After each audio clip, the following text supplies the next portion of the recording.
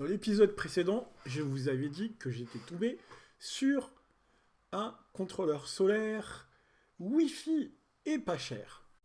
J'ai à ma disposition 800 watts de panneaux solaires souples de très bonne qualité qui peuvent rivaliser avec des panneaux rigides.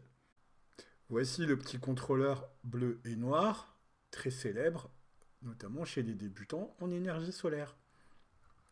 Rattaché à une batterie AGM d'environ 1 kW de capacité, 1 kWh.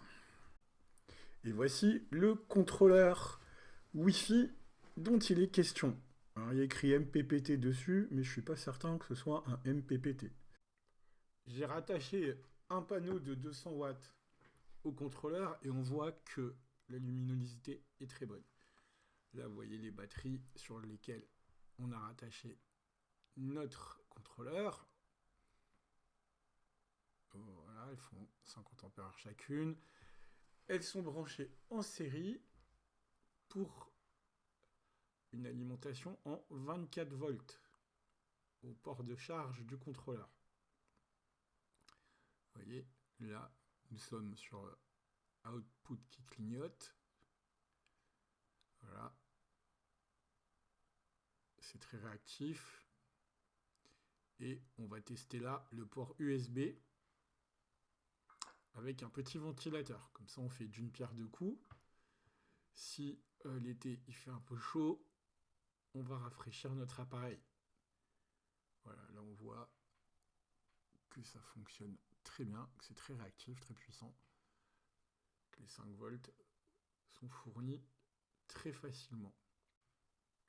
Dans la vidéo précédente, j'avais pas osé forcer sur le capot en plastique.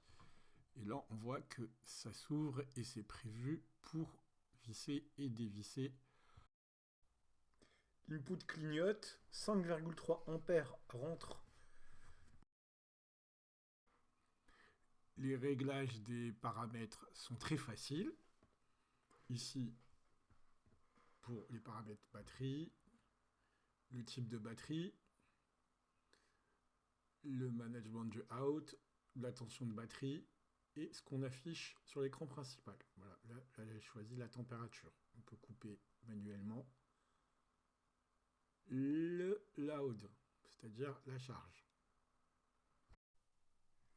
L'appareil est en Wi-Fi, il est livré avec une appli un peu fastidieuse à installer parce que tout n'est pas traduit vers l'anglais et encore moins vers le français. Les indications sont suffisantes. Pour le prix, ça fait le boulot. À recommander.